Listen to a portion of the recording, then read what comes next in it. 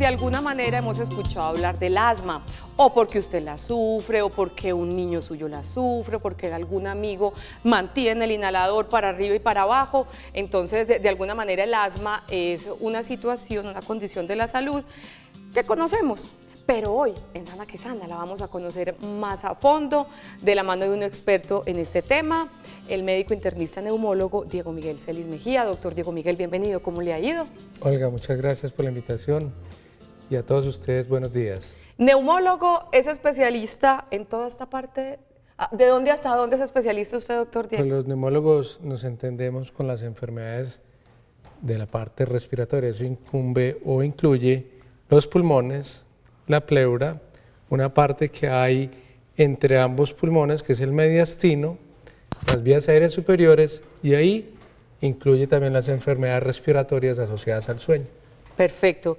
El asma, dentro de las enfermedades respiratorias que tienen que ver con su especialidad, ¿qué tan frecuente es en nuestro medio? El asma es una enfermedad frecuente. Dependiendo de donde usted mire los estudios, podemos encontrar prevalencias. Prevalencia se refiere a la cantidad de personas que sufren la enfermedad por un número de habitantes. Tenemos en Medellín, podemos tener prevalencias del 5 al 7% de la prevalencia.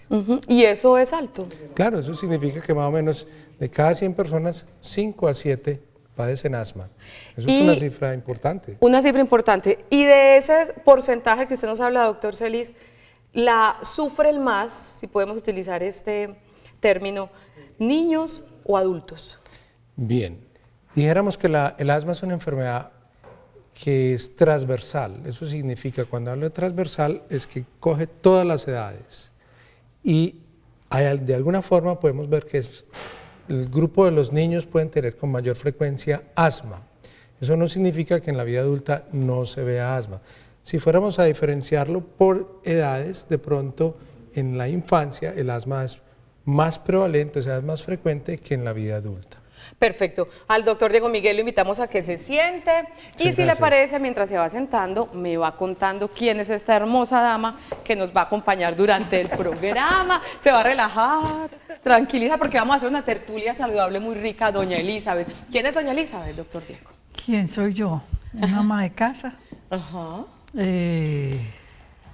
Bueno, toda mi vida para allá, para acá. No, hable, usted relájese y no, disfrute, ¿quién doña soy yo? Elizabeth. Una persona del común, una ama de casa, estudié, trabajé, crié muchachitos y me dedico a hacer crucigramas, ¡Divina! a jugar Candy Crush, y a ver Televida. A ver Televida, no, obviamente, muy interesante, tiene programas muy interesantes. ¡Qué rico!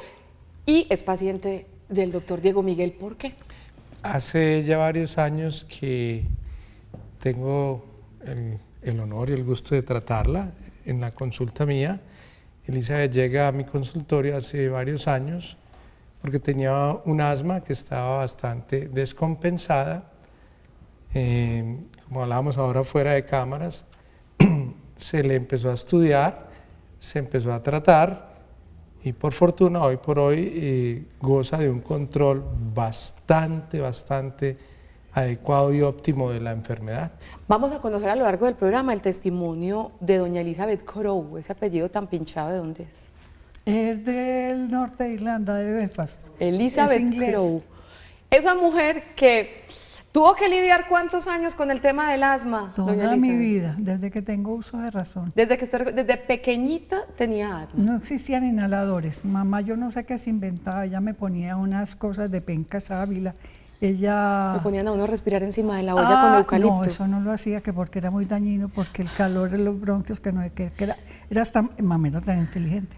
¡Divina! Hoy en día yo he oído que eso ya no se puede hacer. ¿Cómo era un ataque de asma? ¿Cuáles eran, doña Elizabeth, los síntomas de su asma? Una vez una prima fue a dormir a la casa y pues nos acostó mi hermana y yo, bueno, me acosté en la misma pieza.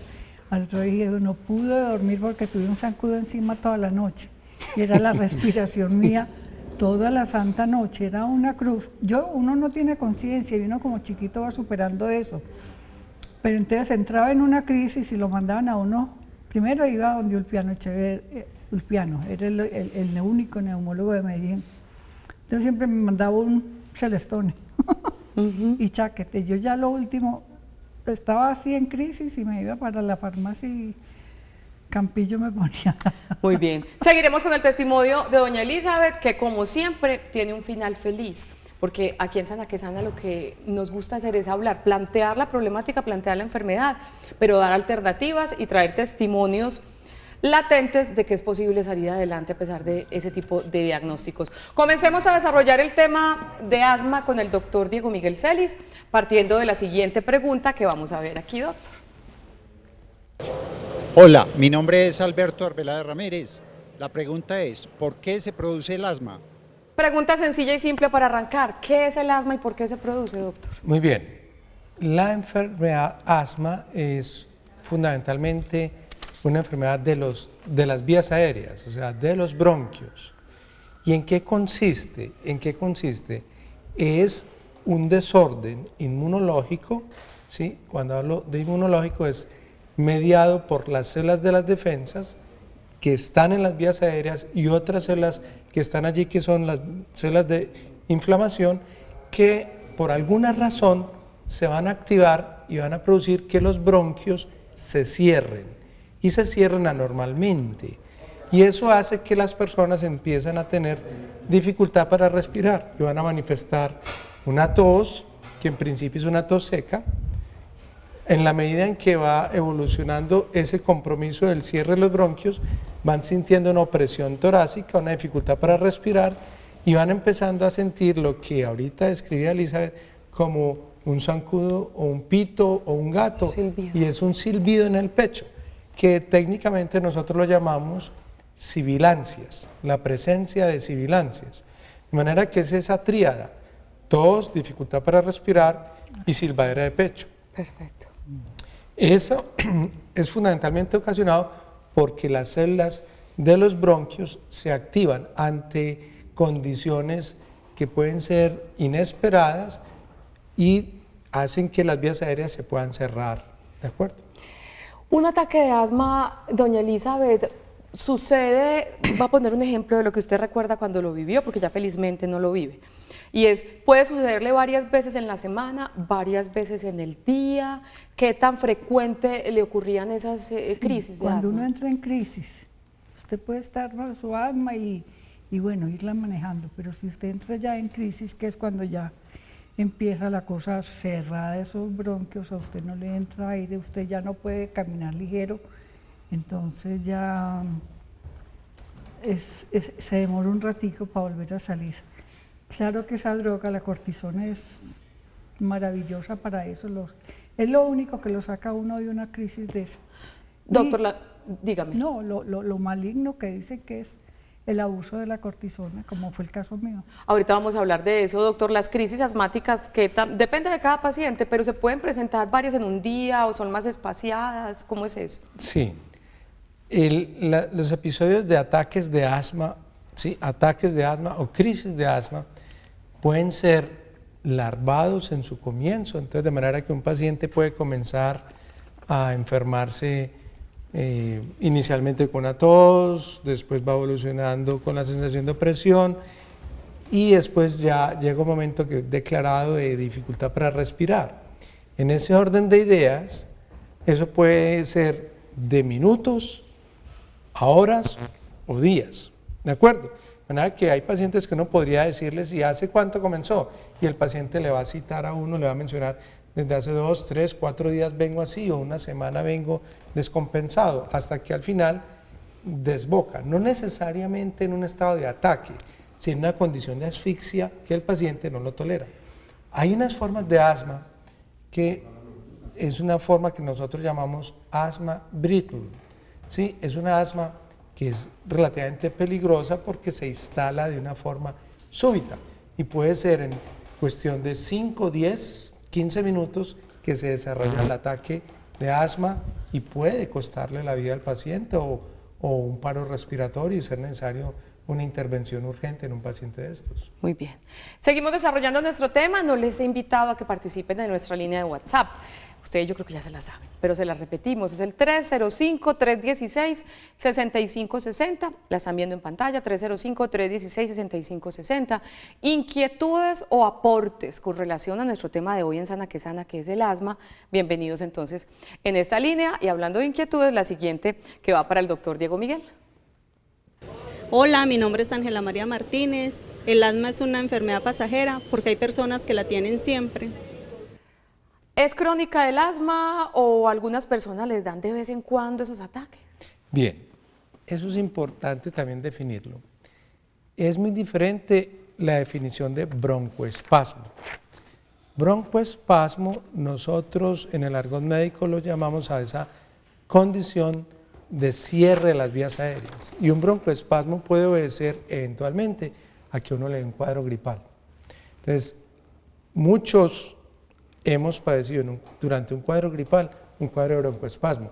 Y es que la gente llega y en esta gripa me silbaba el pecho, me sentía oprimido, ¿de acuerdo? De manera que ese episodio único, aislado de broncoespasmo no es necesariamente asma. No obstante, cuando esos episodios son recurrentes en el tiempo, y esa es la clave, aquí es la clave, el asma es una enfermedad recurrente en el tiempo. ¿Eso qué significa? Que una y otra vez el paciente manifiesta que le dan los cuadros de broncoespasmo. En esto hay que ser muy importante recalcar este punto, que los pacientes van a manifestar que una y otra vez vienen esos síntomas, que una y otra vez les dan en los episodios de gripa, o cuando van a ciertos sitios, o cuando se exponen a ciertos ambientes, desencadenan ese cuadro de broncoespasmo. De manera que el asma no es una enfermedad de un momento en la vida y se fue. No, el asma es una enfermedad crónica, recurrente, que puede llegar a tener, yo le digo a los pacientes, el asma no tiene cura, el asma tiene control y se puede controlar tan bien, que usted puede estar ausente de síntomas un día, una semana, un mes, 3 meses, un año, 4 años, 8 años y vuelve a aparecer la enfermedad. Y al contrario, si no se controla bien, se vuelve un asunto inmanejable para el paciente. Claro, acaba con la calidad de vida. Por ejemplo, coja usted un joven, un niño que sea asmático y le esté llegando a decir al papá, a la mamá, es que no puedo correr, no puedo hacer deporte. ¿Por qué? Porque es que yo me asfixio durante el recreo. O una persona que simplemente en las noches le dé la crisis de asma, que es lo más frecuente, que den las crisis de asma en la noche. Entonces, esos pacientes durante la noche les da la crisis y eso genera incapacidad en los estudiantes para asistir, incapacidad laboral, mala calidad de vida, los que están alrededor, porque cuando un paciente hay que llevarlo a la clínica, lo llevan a las 12, porque usualmente son nocturnas las crisis, 12 de la noche, 1 de la mañana, 2, le resuelven la crisis a las 4 o 5 de la mañana, vienen, entregan al niño en la casa, alguien se tiene que quedar con él y báñese y váyase a trabajar. O sea que se extiende a otras personas. Sus crisis, que las que recuerda doctora Elizabeth, doctora, eran mucho en la noche, en la madrugada y en las horas de la noche. Eran en la noche, sí. ¿Y qué hacía? ¿Qué hacía su sabia madre No, en esos casos? yo sentarme. Yo ya llega uno a un punto en que ya Uno aprendí aprende a a manejarla. Y me sentaba y tomaba alguna cosa. Pues, afortunadamente aparecieron los inhaladores. Cuando yo estaba chiquita no había inhaladores. Los primeros que llegaron fueron maravillosos, el Ventilán que lo veo ahí. Lo debe tener en el centro de mesa usted un inhalador. No, ya uso otro, y a los hijos les manejo, porque me decía alguna vez, me recorrí todos los neumólogos de Medellín, me decía, estás muy bien, seguí así, yo seguí así. Solo con corticoide e inhalador. Entonces mis crisis no, yo nunca he ido a un hospital por crisis, ni me han puesto oxígeno, pero lo importante es no dejar hacer una crisis. Entonces yo a los hijos les manejo para donde vayan el inhalador y bueno, y la hija que vive en Londres, que es Allá sí hay asmáticos, pero en grandes cantidades. Es muy organizado el sistema para los asmáticos, con controles también de citas, con inhaladores, con todo. Perfecto. Doctor, dos preguntas. Una, ¿por qué en la noche? ¿Por qué esas crisis se producen generalmente en la noche o en la madrugada? Y un tema que hablaba doña Elizabeth, que me parece muy importante, ustedes los especialistas le indican a los pacientes con asma cómo pararla, como cuando dicen un paciente migrañoso, que un paciente migrañoso detecta el primer síntoma y tómese su medicamento para que no le crezca. ¿Aplica eso también en el asma, esas dos inquietudes? Claro. Entonces, la primera pregunta que me hacías fue... ¿Por qué se presenta en la noche? ¿Por qué se presenta en la noche? Muy bien. El hecho de que haya un predominio en la noche frente al día se debe a que las personas tenemos una cosa que se llama ciclo circadiano. Hay un predominio del sistema nervioso autónomo simpático durante el día, que el sistema nervioso simpático, entre otros de los muchos efectos que produce, es la broncodilatación, o sea, dilata los bronquios. Y en las horas de la noche, ¿sí?, ese simpático deja de predominar y funciona un poco más el parasimpático. Los estímulos que llamamos nosotros colinérgicos. Y eso significa que entonces va a predominar ese efecto broncoconstrictor, cierra más las vías aéreas. Okay. En ese orden de ideas, por eso se observa con mayor frecuencia en las horas de la noche, entre otras cosas que pueden también ser las que pueden estar relacionadas con eso. Ahora, la segunda pregunta, sí, que decías, ¿cómo enseñarle a los pacientes a que una crisis la puedan cortar o detener? Muy bien. Lo más importante de todo esto es decir que los pacientes en asma hay que educarlos, hay que educarlos. Y cuando hablamos de educar, significa que los pacientes deben recibir una información, deben saber qué es su enfermedad y deben llevar unos registros. Para los hipertensos se toma la presión arterial, para los diabéticos la glucometría, para los asmáticos la medición del flujo expiratorio pico, que es con un aparatico se exhala, se sopla y se mide qué cantidad de aire puede soplar en determinado momento. ¿Eso qué hace? Que el paciente pueda llevar un control. No todos los pacientes asmáticos lo deben llevar, sino cierto grupo de pacientes asmáticos deben tener un control en la mañana, al mediodía y en la noche. Se hace un promedio y cada día debe tener un promedio. Si existe una variabilidad que empieza a ser mayor del 10% en esa variabilidad o a caer esos valores del FEP, ese paciente quiere decir que está cayendo en el proceso de broncoespasmo. Y eso, de acuerdo con lo que uno le ha explicado a los pacientes, le enseña a usar un inhalador. Y existen 3 etapas, que son el semáforo en verde, en amarillo y en rojo. ¿Qué significa en verde? Cuando les da según eso, y los síntomas y lo que se le ha enseñado al paciente. Si está en verde, el paciente puede seguir. Si está en amarillo o naranja, es una alerta. Significa que hay que estar atentos, que hay que hacerse unas inhalaciones cada cierto tiempo, hacerse la medición del FEP. Y si está en rojo, significa que debe consultar al médico. Perfecto, súper clara la explicación. ¿Le tocó a usted tener esa rigurosidad en su tratamiento, doctora Elizabeth? Ahí me metió, sí. Cuente a ver, ¿cómo fue esa experiencia? Usted autocuidándose y autopreviniendo, por decirlo así. Sí. Uno manejaba las cosas común y corriente, así como se le presentaban, los llevaba. Pero entonces ya con él me puso a hacer el trabajo y a llevar, viendo a ver los progresos y... ¿Valió la pena? Valió la pena, obviamente. Sí, muchísimo. Él, no sé, ¿puedo hablar del tratamiento de Soler? Usted puede decir lo que quiera aquí. Claro. Sí, porque es que, bueno, desde que él me acogió, resolvió que yo iba a ser su paciente, él dijo, usted no puede seguir así, le voy a mandar una droga, es costosita, bueno, afortunadamente por otro lado se resolvió, para no hablar, y esa droga fue muy buena, pude dejar la cortisona. Qué bien. Yo ya no dependo de cortisona, solo de un inhalador de diario y el Y de de rescate. Son 2 inhaladores, el Ventilan, que es el de rescate cuando las alarmas se prenden. Y el otro es como, ¿cómo es que se llama? Mantenimiento De controlador. mantenimiento. Perfecto. Ese tratamiento duró 3 años por ahí, doctor, ¿no es cierto? Muy bueno. Pues eso sí fue lo que me sacó al otro lado. Yo no tengo sibilancia, yo no sufro por espasmos, yo no Qué rico. Y ha sido una paciente muy juiciosa. Yo voy apuntando aquí palabritas, por ejemplo, ahorita voy a hablar de eso del rescate, que me sonó bien interesante. Muy bien, hoy tenemos nuestra sección en línea con Sana que Sana.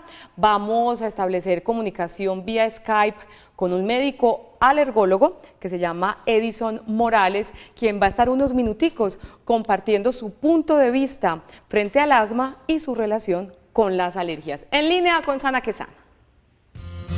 Yo.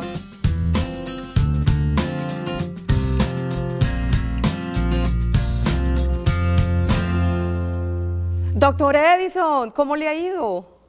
Hola, Olguita, ¿qué tal? ¿Cómo les ha ido a ustedes? Muy bien, ¿en qué ciudades que se encuentra? En este momento estoy en Manizales, Olguita, porque estoy en la sede de Unidad Alergológica de Manizales, pero normalmente estoy en Medellín, esta semanita por acá. Y como se nos fue de viaje, acudimos a la tecnología y queremos unos minuticos hablar con el doctor Edison Morales Cárdenas. Él es alergólogo, ustedes ya lo han visto en el programa.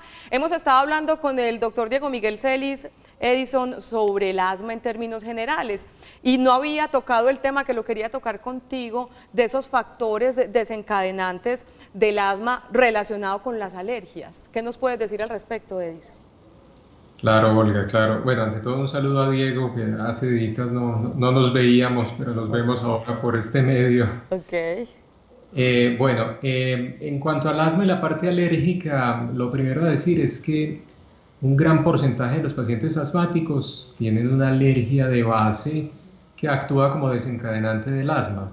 Pero también es cierto que no todos los asmáticos son alérgicos. De los desencadenantes alérgicos del asma, los más importantes entre nosotros son los ácaros de polvo, la alergia a ácaros de polvo.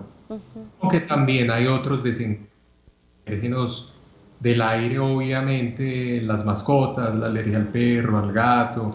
También hay por algunos pólenes, pero la verdad, entre nosotros, la más importante causa alérgica es los ácaros de polvo. Perfecto. Cuando usted le llega a un paciente, recuerdo que en algún programa nos indicó, ustedes tienen sus métodos, obviamente, para investigar si el paciente es alérgico a esta o a otra condición, ¿verdad?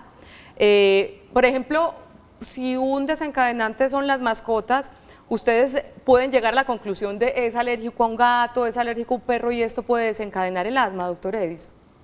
Sí, claro, sí, existen diagnósticos en alergología a través de exámenes específicos para establecer si hay una alergia o no específica. Son exámenes que se hacen en piel, se llaman prick test, y uno valora si hay o no alergia a un alérgeno específico, en este caso pues incluyendo las mascotas. Y también hay otros exámenes que se pueden hacer a través del laboratorio clínico midiendo proteínas específicas del sistema inmunológico que defienden contra esos alérgenos. Es un examen que se llama inmunoglobulina E específica, es un examen de laboratorio. A través de estos exámenes aclaramos si el paciente tiene o no alergia específica y a partir de ahí establecer un plan terapéutico, porque algunas alergias, como alguna vez ya lo habíamos hablado, Olga, tienen posibilidad de tratarse con vacunas de alergia, con inmunoterapia y poder controlar esa alergia específica. Si se controla la alergia, secundariamente pues controlamos la enfermedad que está desencadenando, en este caso, como hablamos hoy, el asma alérgica. Perfecto. Doctor, recomendaciones en términos generales. Hemos oído hablar de esos ácaros y uno no lo puede creer cuando leí un poquito al respecto. Es que son unos bichitos, no son ni tan chiquitos, caminan por todos los muebles, por todas partes. Recomendaciones de nuestro especialista alergólogo para el control de los ácaros. Por ahí estaba yo leyendo algunos porros en las almohadas. ¿Eso es verdad? ¿Esos spray que venden para controlar los ácaros?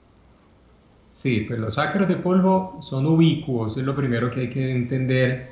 Son microscópicos, son por millones, viven en todos los ambientes donde haya comida, y la comida de los ácaros es los restos de piel que se nos caen tanto a los seres humanos como a los animales, pues en la casa donde hay una mascota, por ejemplo.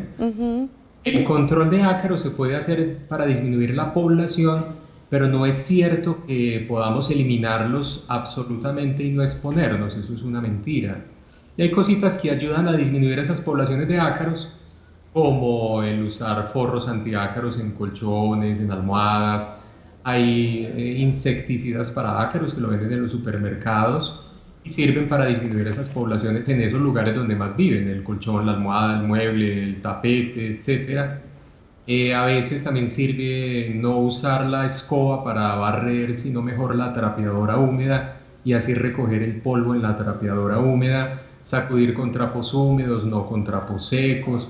Esas medidas ayudan a disminuir la población de ácaros, pero hay que entender que es imposible evitarlos, porque podemos hacer eso en nuestra casa, pero en otros ambientes se vuelve imposible hacer el control y vamos pues a múltiples lugares a lo largo del día, el trabajo, la oficina, la casa, la escuela, etc. Perfecto. Otro de los factores alergénicos que usted nombra ahorita era el polen. ¿Nos podría nombrar ese y otros más que podrían desencadenar asma, doctor Edison? Sí, claro, el polen es otra de las causas, aunque en nuestra población es una causa no tan común. Hay otras poblaciones del mundo donde es mucho más común la alergia al polen. En los países donde hay estaciones se sufre más con la alergia al polen, en Europa, Estados Unidos, o en los países del sur también, pues que tienen las estaciones del sur. Entre nosotros también se ven, de las alergias de nosotros por pólenes, la más común es al polen de la grama común, de la hierba.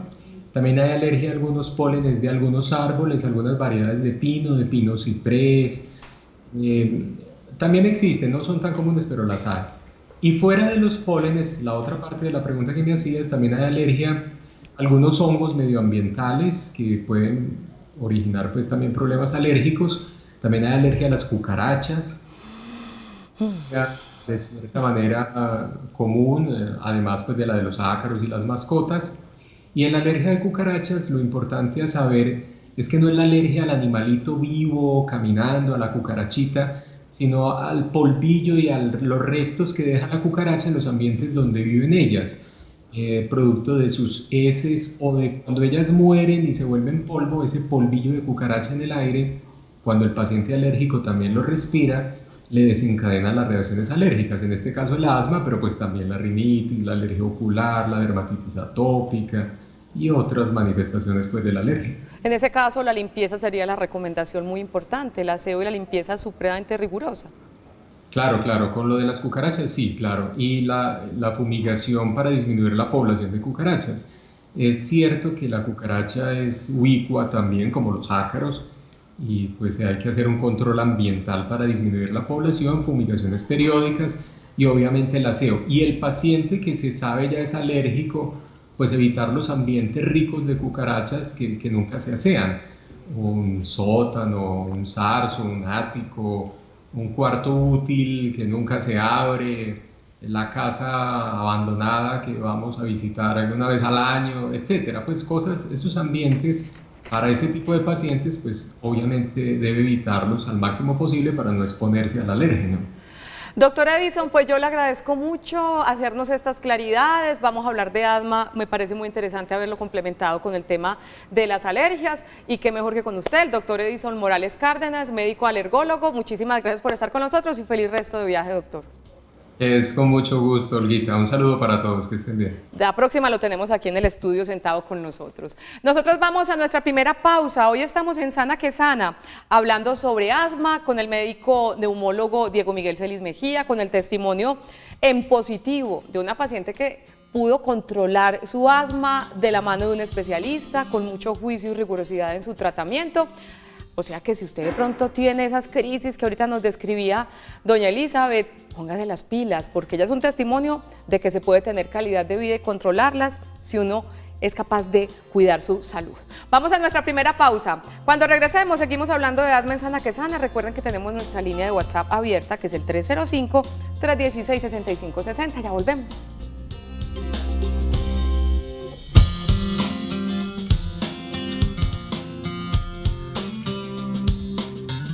Y seguimos hoy en Sana que Sana, estamos hablando del asma y a propósito, recapitulemos un poco.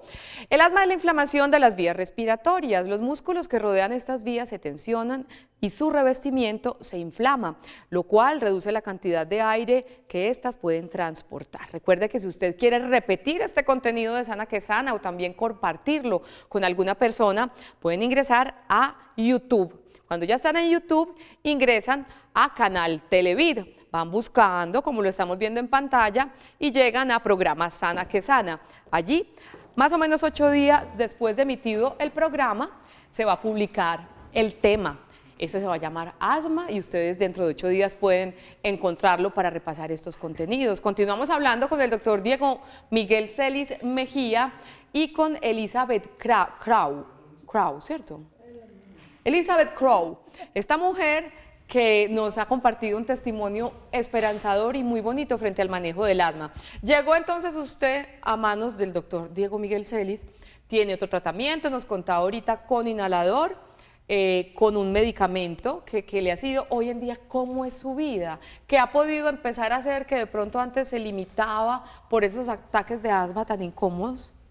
No, la verdad yo nunca dejé de hacer nada. Fui deportista, nadadora, patinadora, todo lo que usted quiera, basquetbolista en el colegio, pero siempre con corticoides. Eso, si usted toma diario dosis de corticoides, acaba con usted. ¿Y qué es lo que pasa con los corticoides, doctora Elizabeth? Y la misma pregunta ahorita para el doctor Diego Miguel.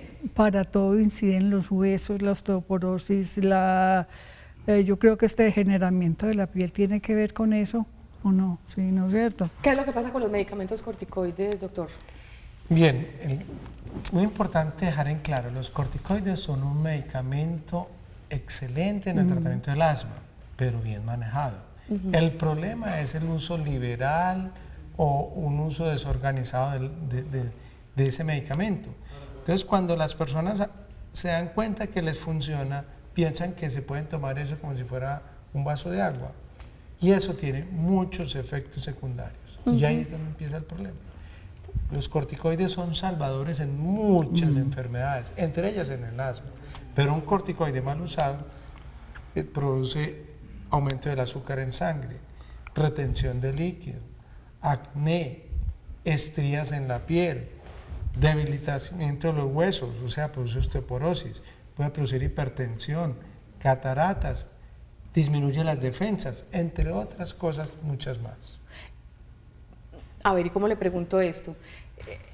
A veces la gente abusa de los corticoides aún sin tener en cuenta que el médico le mandó cierta dosis y abusan porque se siente mucho mejor. ¿Eso pasa mucho? Sí, la gente a veces se da cuenta que es un medicamento que funciona y entonces lo utilizan como si fuera una cosa que aquí no pasa nada. Diaria.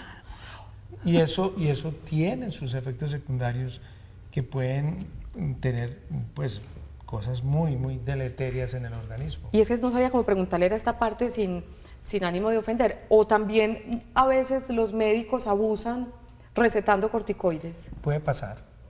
También no se puede desconocer eso. No podemos desconocer que hay una publicación de una revista muy seria en el mundo que se llama JAMA, que ha publicado que en los Estados Unidos la tercera causa de muertes y de complicaciones somos la formulación médica. Eso no se puede desconocer. Perfecto. ¿De acuerdo? Entonces, mucho más que ahora mandamos medicamentos con muchos efectos secundarios. Pero, vuelvo, insisto, los corticoides usados en buenas manos, con la indicación concreta, salvan vidas y son buenos medicamentos. El problema es cuando hay que mantenerlos, los efectos secundarios, o cuando las personas, en una forma desordenada, los utilizan.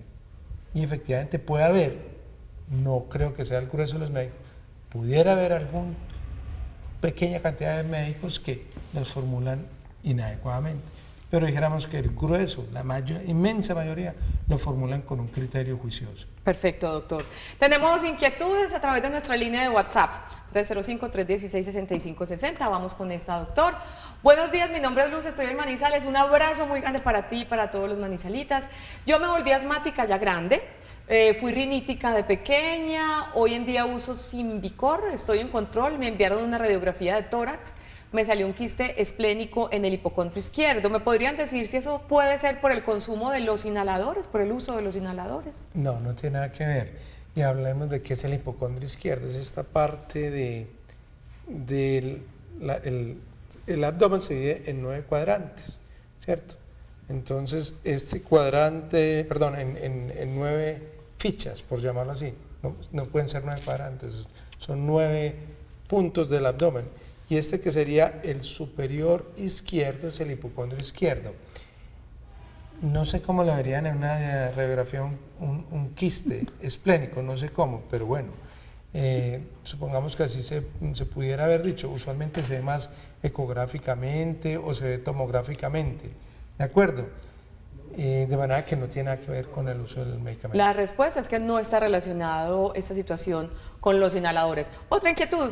A través de nuestra línea de WhatsApp, felicitaciones por el programa, muchas gracias. Sufrí crisis asmáticas, creía que con abrir bastante la boca y aspirar bastante yo iba a sentir mejoría, pero no fue así. Gracias a Dios ya no me da muy seguido, solo cuando tengo gripe o con cambio de clima. Me cuido mucho de cambios de temperatura, uno aprende a manejar esos momentos. Muchas gracias. Doña Teresa Urrea, feliz día también para usted, un abrazo muy grande. Bueno, me imagino que eso es una tendencia de cuando hay ataque de asma, intentar pues obviamente ingresar más aire. Nos dice cómo lo está controlando, ¿está bien?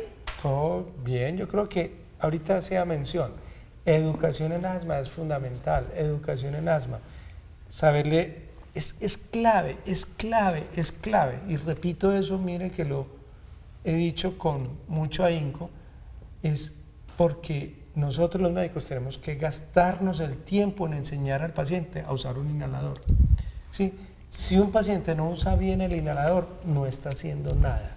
Entonces, usar el inhalador, usarlo a las horas que son, como lo ha dicho Elizabeth ahorita hace unos minutos, el de rescate, el de control o mantenimiento, eso es muy importante que los pacientes lo diferencien y sepan cuándo el inhalador se va a acabar, porque es que hay gente que piensa que un inhalador dura años y resulta que uno le dice, ¿hace cuánto compraste el inhalador? 6 meses y piensa que todavía hay medicamento. Perfecto, muy bien, y seguimos hoy con más en Sana que Sana.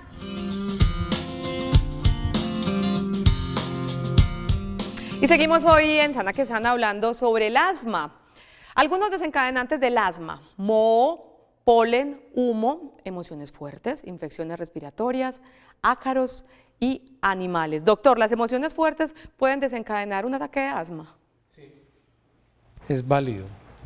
Algunas personas pueden desencadenar un ataque de asma por una emoción fuerte, sí, es válido. Pero es controlable. Si esas personas son susceptibles a eso, ¿de alguna manera saben cómo manejarlo o no? No, porque fíjate que no estamos hablando de un fenómeno psíquico, que es que están asfixiados sin estarlo, no. Pues una cosa es otra razón, la hiperventilación, la ansiedad, otra cosa no.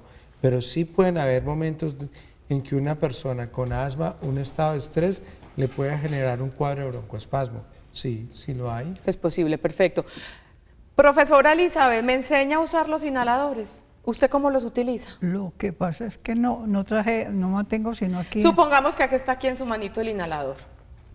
Bueno, el inhalador no tiene ciencia, el que es puff, Sí. ese que está ahí en la El cosa. que mostramos ahorita, sí. Entonces bota el aire, se lo agrega, se lo pone en la boca, hace el puff y se inhala todo, espera un momentico, lo saca y expulsa, vuelve y bota. Bueno, ese es muy sencillo. El Symbicort, que es el nuevo, es algo muy moderno, que ya es aspirado, no inhalado. Entonces, eso sí, usted le da su vueltecita, bota el aire, se lo aspira, como me dice, chupe, chupe, chupe, espere un momentico, Y suelta. bote el aire. Yo hago 2 veces por la mañana. Buena alumna, doctor Diego Miguel. Excelente. Recapitulemos cómo usar los Por eso me inhaladores, invitó. que es bien importante, doctor. Excelente, tal como lo está diciendo. Falta tal vez un elemento importante que es jugarse la boca. No acabé. Da mucho hongo, sí. El Juagarte Symbicort. la boca. Jugarse la boca después de los inhaladores que tengan corticoide. Los inhaladores que tengan corticoide hay que recordar que hay que hacer buches o enjuagarse la boca, hacer gárgaras, bien, porque es importante, porque puede producir hongos, también puede producir caries, ¿cierto? Los corticoides pues van a favorecer a que haya allí algunos otros comensales en la boca y van a generar eso. Eso es muy importante. La técnica de usar el inhalador es clave, por eso es tan importante que los médicos gastemos el tiempo en enseñarle a los pacientes y recordarles periódicamente, porque hay estudios que han mostrado que los pacientes a los 6 meses, hasta un 30 o 50% de los pacientes han olvidado la técnica de usar el inhalador. ¿Hay que agitarlo antes de usarlo? El inhalador sí, hay que agitarlo antes. Y hay que limpiarle la boquilla después. Coge Perfecto. un papelito, un Kleenex y darle una pasadita y una limpiadita con agua o con jabón. ¿Algo más frente al uso de inhaladores? Hay muchos tipos de inhaladores, ¿cierto? Entonces, cada paciente está matriculado con un inhalador. Elizabeth tiene unos, pero hay pacientes que tienen otros que sí pueden ser el disco, otros que llaman Brice-Heller, otros que llaman Respimat, otros que llaman el Turbo-Aller, en fin, son diferentes los inhaladores. Cada inhalador tiene su técnica. O sea que la idea es decirle a su especialista, al médico que lo está O el atendiendo, médico que lo atiende. indíqueme por favor bien cuál debe ser el uso. No es tan sencillo como hunda y respire. Como ustedes pueden ver de la boca de doña Elizabeth y del doctor Diego Miguel Celis, tiene su ciencia, es sencillo de manejar, pero hay que aprender ese protocolo de cómo usar los inhaladores. Se acabó el programa. Muchas gracias por estar con nosotros. Mensajito para esas personas de pronto que están en esas crisis asmáticas y dicen, Dios mío, yo no voy a salir de esta, me va a tocar vivir con estas crisis toda la vida. Cortiquitico, ¿usted qué les diría desde su experiencia? Que busquen ayuda. Tienen que orientar el asma.